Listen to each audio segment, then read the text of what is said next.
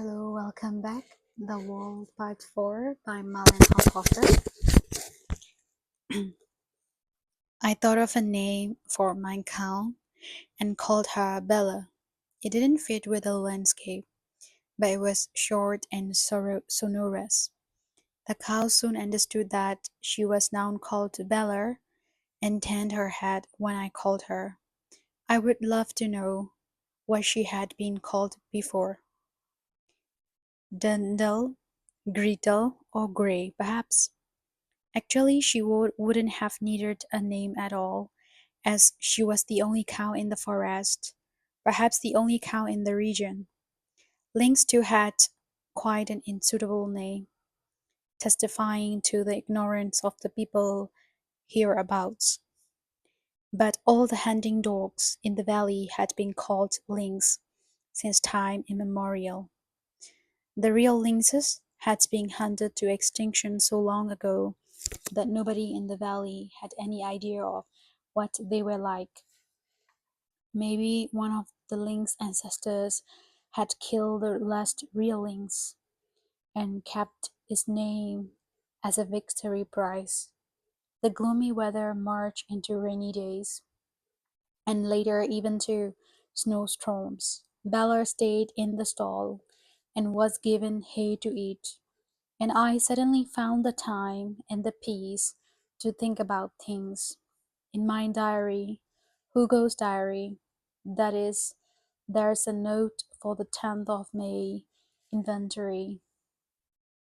The 10th of May was a truly wintry day. The snow, which had at first melted immediately, began to settle, and it was still snowing. It started when I woke up feeling entirely unprotected and abandoned. I was no longer physically tired and defenseless against the onslaught of my thoughts. 10 days had passed, and nothing in my situation had changed. For 10 days I had anesthetized myself with work, but the world was still there, and nobody had come to fetch me. I had no alternative but to face reality.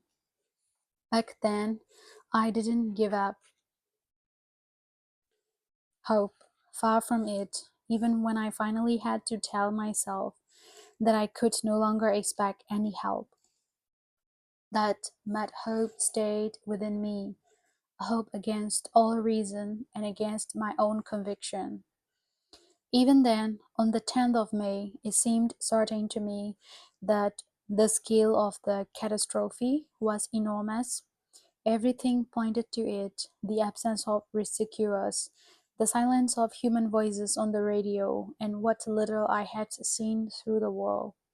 Much later, when almost all hope had been extinguished in me, I still couldn't believe that my children were dead too, like the old man by the stream and the woman on the bench. If I think about my children today, I always see them as 5 years old, and it strikes me that they had loved my life even then. That's probably the age at which all children begin to live their parents' lives. Quite slowly, they turn into strangers. But that all happens so imperceptibly that you barely notice it. There were moments when that terrible possibility dawned on me, but like any other mother, I very quickly suppressed the thought. I had to live, and what mother could live if she recognized this process? When I woke up on the 10th of May, I thought about my children as little girls, skipping hand in hand across the playground.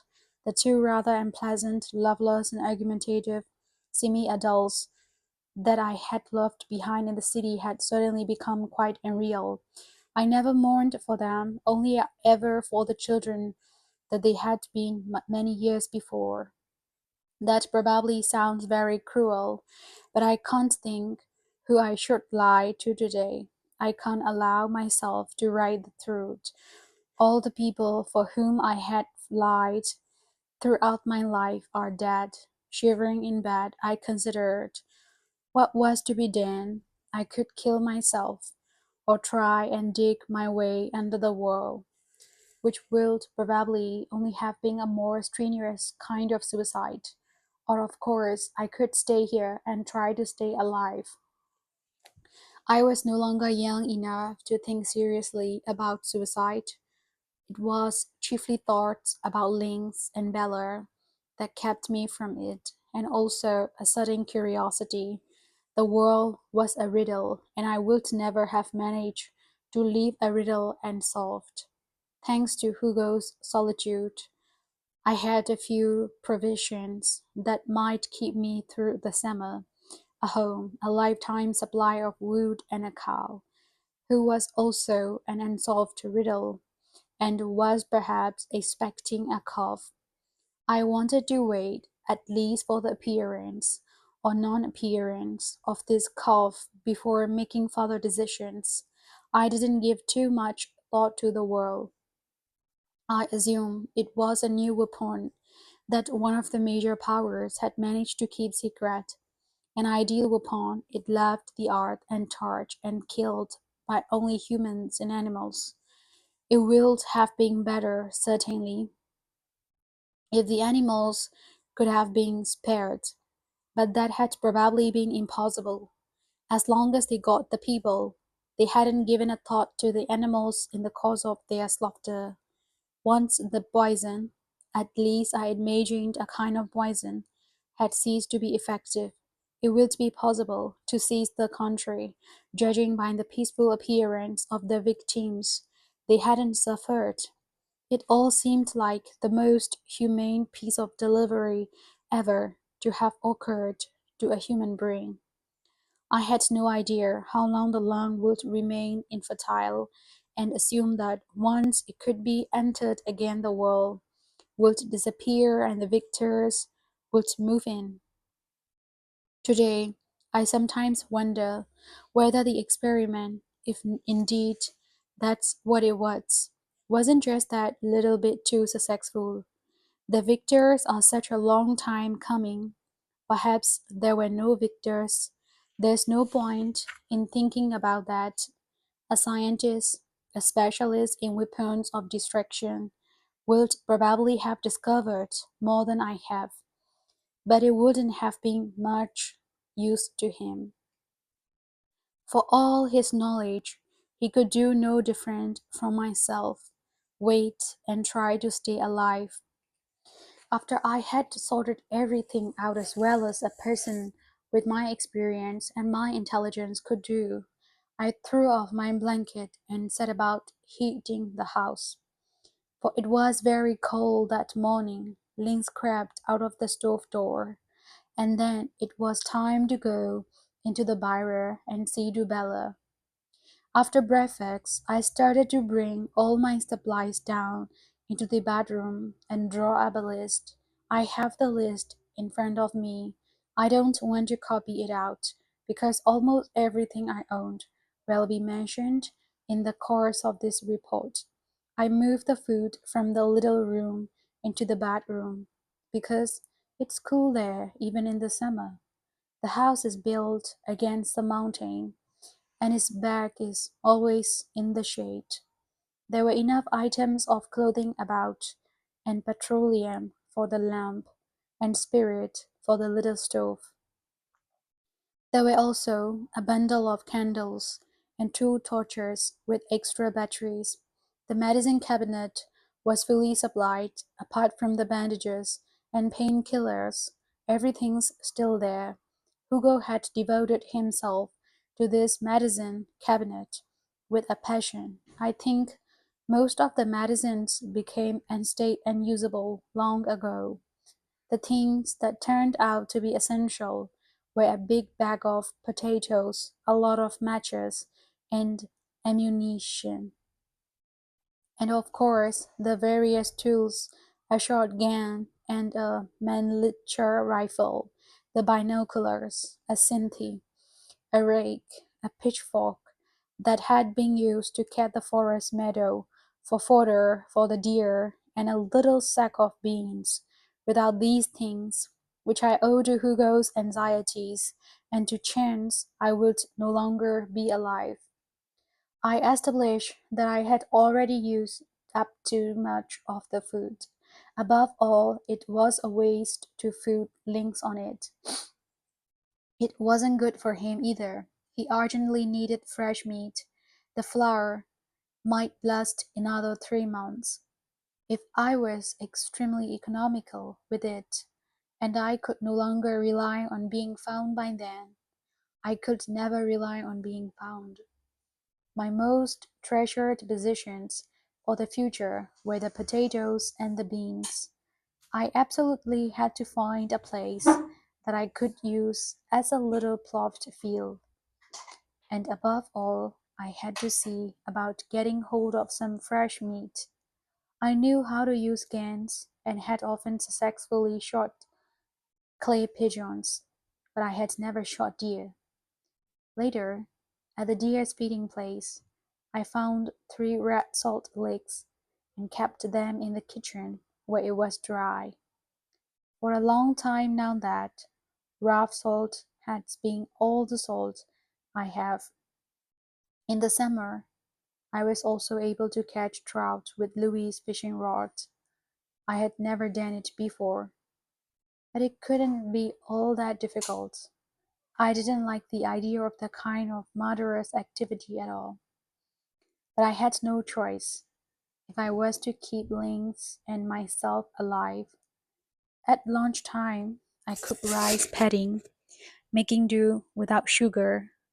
Despite my economies, however, after only 8 weeks, I hadn't a single piece of sugar left, and in future had to do without sweetness of any kind. I also resolutely decided to win the clocks daily and cross off each day in the diary. At the time, it struck me as very important. I was practically clinging to the meager remnants of human routine left to me. Incidentally, I have never abandoned certain habits. I wash myself daily, brush my teeth, do my laundry, and keep the house clean. I don't know why I do that. It's as if I am driven by an inner compulsion. Maybe I'm afraid that if I could do otherwise, I would gradually cease to be a human being and would soon be creeping about, dirty and stinking, emitting incomprehensible noises. Not that I am afraid of becoming an animal. That wouldn't be too bad, but a human being can never become just an animal. He plunges beyond into the abyss. I don't want this to happen to me. Recently, that's what has made me most afraid, and it is out of that fear I am writing my report. Once I've reached the end, I shall hide it well and forget about it. I don't want to I don't want the strange thing that I might turn into to find it one day. I shall do all I can to avoid that transformation, but I am not fool enough to believe with any confidence that what has happened to so many people before me could not happen to me. If I think now about the woman I once was, before the world entered my life, I don't recognize myself in her. But even the woman who marked the diary with the word inventory on the 10th of May has become very strange to me. It was very sensible of her to leave notes behind, so that I can awaken her to new life in my memory. It occurs to me that I haven't written down my name. I had almost forgotten it, and that's how it is going to stay. No one calls me by that name, so it no longer exists. Neither would I like it if my name were one day perhaps to appear in the Victor's magazines, and imaginable that there should still be magazines somewhere in the world. But in fact, why not? If the catastrophe had taken place in Beloochistan, we had been sitting completely unmoved in our cafes, reading about it in the paper. This is like Beloochistan now, a very far off foreign country. one whose whereabouts are scarcely known, a country inhabited by people who are presumably not real people at all, underdeveloped and insensitive to pain, numbers, and statistics in foreign newspapers. Nothing to get bothered about. I remember very clearly how little imagination most people used to have. That was probably their good fortune. Imagination makes people oversensitive, vulnerable, and exposed. Perhaps it's a form of degeneracy. I have never held the shortcomings of the unimaginative against them. Sometimes I have even envied them. They had an easier and more pleasant life than everyone else. That doesn't really belong in my report. But I can't avoid sometimes thinking about things that are completely meaningless to me. I am so alone that I can't always get away from useless thoughts. Since Lynx died, that's got a lot worse. I shall try not to deviate too often from the diary entries. On the 16th of May, I finally found a place for the potato field. I'd been looking for it with Lynx for days. The field couldn't be too far from the head, couldn't be in the shade, and above all, it had to have fertile soil. This last requirement was almost impossible to fulfill. The humus hereabouts only lies like a thin skin over the chalk. I was about to abandon all hope on earth when, in a little clearing on the sunny side of the mountain, I found just the place. The space was almost level, dry, and protected on all sides by the forest, and there actually was some soil, a quite strange, light soil, black, permeated by tiny bits of charcoal. An old charcoal pile must once have stood on this spot long ago, because the last charcoal burner had disappeared from the forest a long time since. I didn't know whether potatoes like sooty soil, but I nevertheless decided to plant them on this spot. Since I knew I wouldn't find such deep soil anywhere else, I fetched my shovel and picks from the hat and immediately set about digging over the ground. It wasn't all that easy, because there were bushes growing on it, and an unbelievably stubborn weed with long roots. This walk went on for 4 days and was excessively tiring. When I had finished it, I rested for a day and then immediately set about planting the potatoes. I dimly remembered that you cut them up to do this, and made sure that each piece had at least one eye. Then I piled the soil on top of them. There was now nothing I could do but wait and hope. I smeared my sore hands with deer fat, a large piece of which I had found in the hunting lodge. As soon as I had recovered, I started digging over the ground beside the stable and planting my beans. There was only enough for a tiny garden, and I didn't know whether the beans would even germinate. They might be too old or chemically treated. In any case, I had to give it a try. In the meantime, the weather had improved, and sunshine alternated with showers. There was even a slight storm at one point, and the forest turned into a green, steaming basin.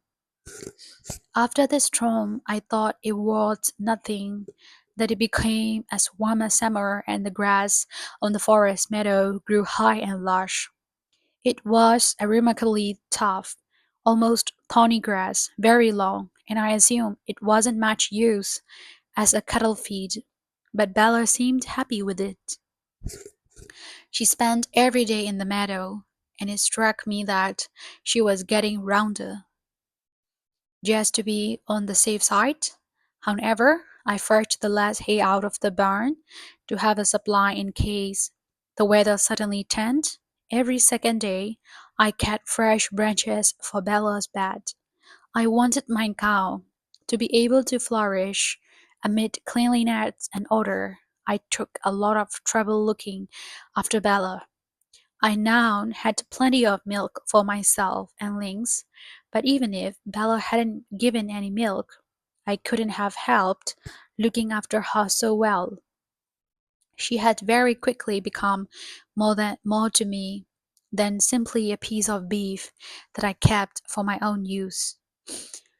Perhaps the idea was nonsensical, but I couldn't and wouldn't resist it.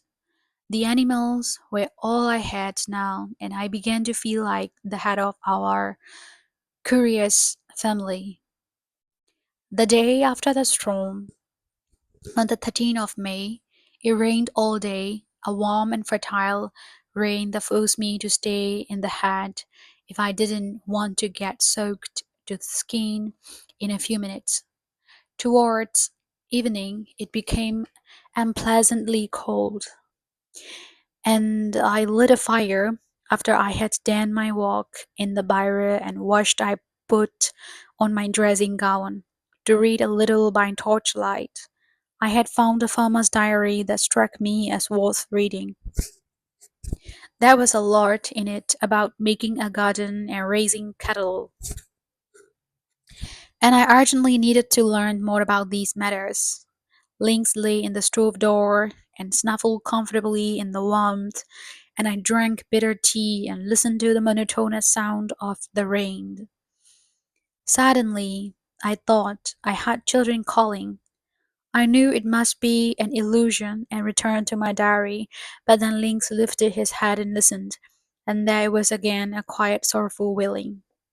That evening, the cat came into my house, a sopping, wet, grey bundle. She was crouched, wailing by the door. Later in the hat, she plunged her claws into my dressing gown with horror, and hissed furiously at the barking lynx. I shouted at the dog, and he crept back into his hole, hard and reluctant. Then I put the cat on the table. She was still hissing at Lynx, a thin grey and black striped farmer's cat, hungry and soaking, but still capable of defending herself with tooth and claw. She only calmed down once I had banished Lynx to the bedroom.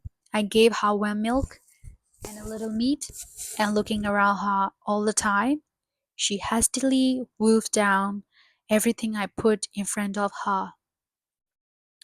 Then she allowed herself to be stroked, jumped off the table, stalked through the room, and slid onto my bed. There she sat down and started to wash herself. When she was dry, I saw that she was a beautiful creature, not big, but with unusual markings. The most beautiful thing about her was her eyes, big, round, and amber. She might have belonged to the old man by the stream and bumped into the world on her way home from her evening hunt. She'd been wandering about for 4 weeks. Perhaps she'd been watching me for ages before she'd dare approach the hut. The enticing warmth and the glimmer of light, and maybe also the smell of milk, had overcome her mistress. Lynx whined in his prison, and I led him out by the collar, showed him the cat, stroked first Lynx, and then the cat, and introduced her as a new member of the household. Lynx seemed to have understood and behaved very well. For a few days, the cat remained hostile and cold towards him. She might have had bad experiences, for she would hiss furiously whenever Lynx inquisitively approached her.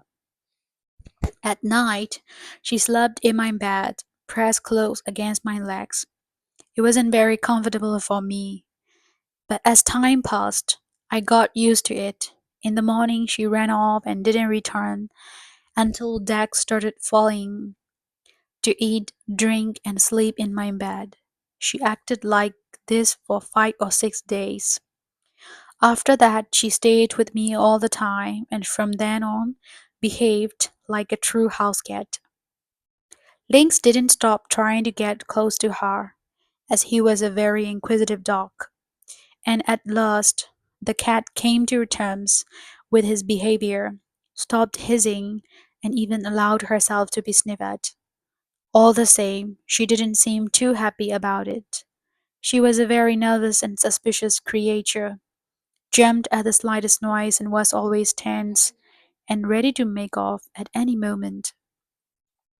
It was weeks before she calmed down and seemed to stop being afraid that I might kick her out. Strangely, she soon seemed less suspicious of Lynx than of me. She clearly didn't expect any nasty surprises from him anymore, and I started to treat him as a moody wife treats her oaf of a husband. She sometimes hissed at me. She sometimes hissed at him and made to claw him, and then once Lynx had drawn back, and she would approach him and even go to sleep beside him. Her experiences with people must indeed have been bad, and as I knew how poorly cats are often treated, particularly in the country, I wasn't surprised. I always treated her in the same friendly way, only ever approach her slowly and never without talking to her at the same time. And when, at the end of June, she left where she was sitting, crossed the table to me, and rapped her little head against my forehead for the first time, I saw this as a great success. From then on, the ice was broken. Not that she showered me with caresses, but she seemed prepared to forget the harm that people had done her. Even now, she sometimes cowers from me or runs to the door if I move too suddenly. I'm hard, but who knows? Maybe the cat knows me better than I know myself and knows what I could be capable of. As I write, she's lying in front of me on the table, staring with her big yellow eyes over my shoulder at a patch of wall. I have turned around 3 times to look and can see nothing there but the old dark wood. Sometimes she stares at me too, with a long and steady gaze, but never for as long as she looks at the wall. After a certain amount of time, she gets uncomfortable and turns her head away from the sheds her eyelids. Lynx too used to have to turn his eyes away if I look at him for a long time. I don't think that the human eyes have an hypnotic effect, but I can imagine that they are simply too big and shining to be agreeable to a smaller animal.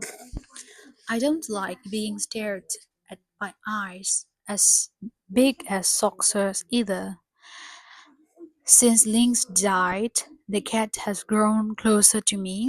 Maybe she sees that we are entirely dependent on one another, but she was jealous of the dog without being able to show it. In fact, however, I depend on her more than she does on me. I can speak to her, stroke her, and her warmth seeps across my palms into my body and comforts me.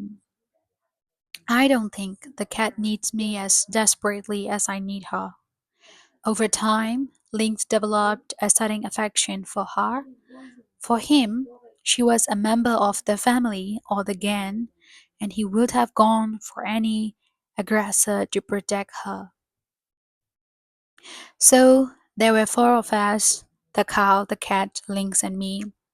Lynx was closest to me, and soon he wasn't just my dog, but my friend, my only friend in a world of troubles and loneliness. He understood everything I said, knew whether I was sad or cheerful, and tried in his simple way to comfort me. The cat was entirely different, a brave, hard nosed animal that I respected and admired, but one who always insisted on her freedom. She hadn't fallen under my spell at all. Of course, Lynx had no choice. He was dependent on a master. A dog without a master is the poorest creature in the world. Even the most wicked people can send their dog into ecstasies. The cat soon started to make sudden demands on me. She wanted to come and go as she pleased at all times, even at night. I understood that, and as I had to keep the window closed when the weather was cold, I dug a little hole in the wall behind the cupboard. It was hard work, and it was worth it because from now on I had peace at night. The cupboard kept cold drafters out in winter. In the summer I naturally slept with the window open, but the cat always used her own little door. Her life assumed a very regular pattern. She slept at night, went out in the evening, and didn't come back until morning, when she warmed herself with me in bed. I can see my face, small and tight, in the mirror of her big eyes. She has got used to answering when I speak to her. Don't go out tonight, I say. The owl and the fox are in the forest. With me, you are warm and safe. Ha, girl, meow, she says.